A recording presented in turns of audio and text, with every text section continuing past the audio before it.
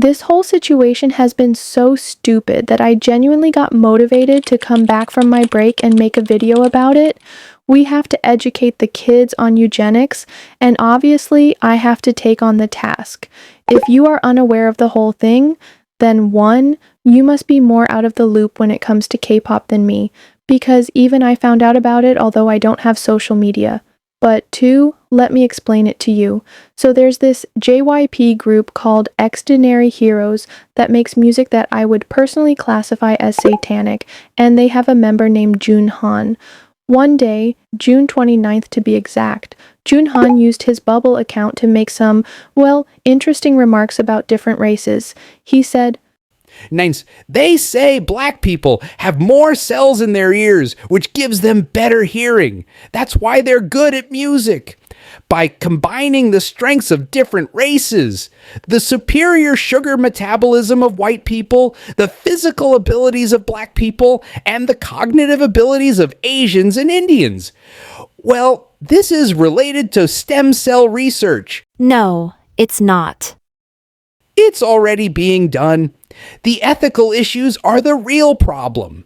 What do you think? Is it ethically wrong, or is good just good? If you think it's ethically wrong, don't do it. But if you want to, then go ahead. So what's the issue with what he said? If you are an all K-pop user, you might even think that Junhan was giving all the different races compliments. Poor guy being cancelled by woke social media terrorists. I'll get to those comments later. But although the comments sound like compliments, they reflect a eugenic mindset. Outdated theoretical concepts about supposedly genetically superior humans are used to justify the segregation and elimination of certain groups. As we now know, race exists only as a social construct. Simply put, this means that race exists only as a concept created by humans in the past, which has lasting effects on our current society, how different races are treated, and the challenges they face in today's society. However, these social challenges and racism have historical roots in old scientific beliefs related to eugenics.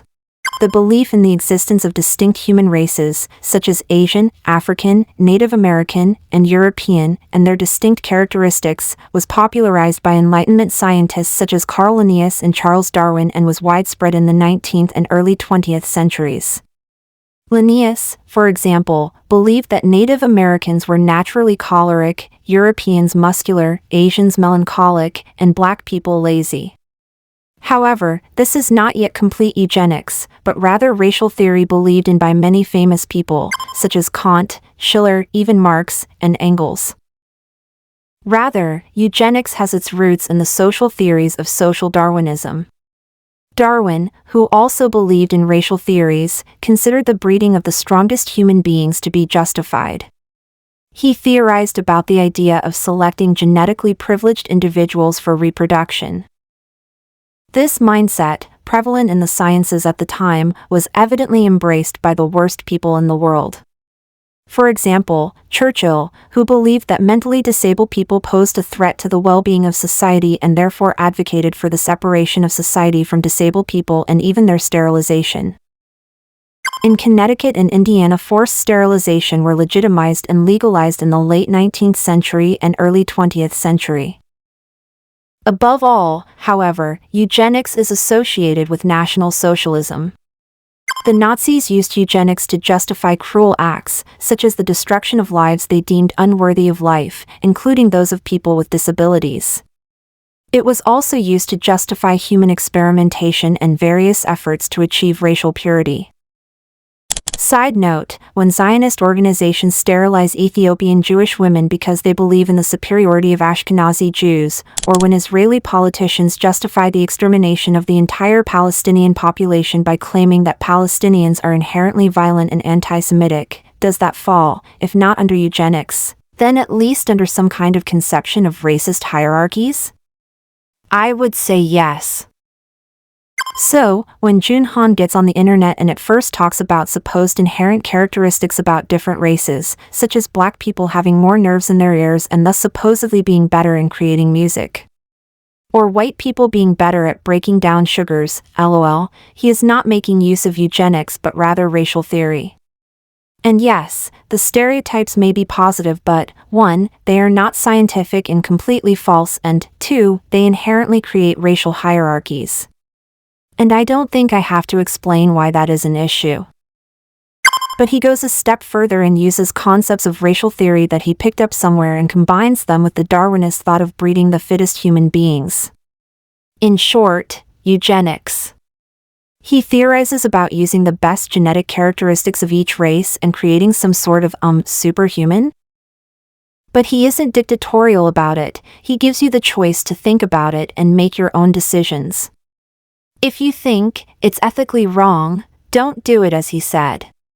What a critical thinker! I think we have two underlying issues at hand. One with junhan and K-pop idols who have made similar remarks, and the other with K-pop fans. The only reason why junhan can get on the internet and spew eugenic nonsense is because these kids genuinely haven't been to school. Or at least not paid attention, because their entire life has been completely taken in by trainee life. And trainees don't learn about eugenics and historical racism, they learn to dance, sing, debatable when it comes to JYP, and look pretty and presentable for the cameras. K-pop fans have a similar issue. Because reading some of these comments on all K-pop was a roller coaster. You have a few people with a bit of sense. Like this commenter who made me giggle, looks like he didn't get those cognitive abilities which he espouses for Asians, or this commenter who compared Junhan's line of thinking to the historical justification of the subjugation of black people. But the rest. Some people ask where the problem is because he didn't insult anyone. To which Alicia replies that we live in an overtly sensitive society in which everything is racist. Send these children back to school, please. And delete their social media accounts too, because that's the only way I can explain this level of brain rot. I also found this comment by someone who is a conservative, or at least pretty much argues as one. They say, "We are living in the modern-day equivalent of the Spanish Inquisition, where woke CVNTs online go around judging people on their wokeness purity scale and condemn them if they fall even a smidgen out of the bounds of what is accessible. Woke is the new religion, and the woke-tards the modern leftist version of the Taliban." The funny thing about conservatives is that they'll use the argument of purity tests for literally everything, even when it comes to theoretical conceptions that were used to eliminate entire groups of people. Although, I am kind of confused why they make the comparison with the Spanish Inquisition, because I would think someone like this would be all in favor for inquisitions. Not to mention the random Taliban mention, because why not throw in some Orientalism? I admit, it's unfair to equate all K-pop commenters with all K-pop fans.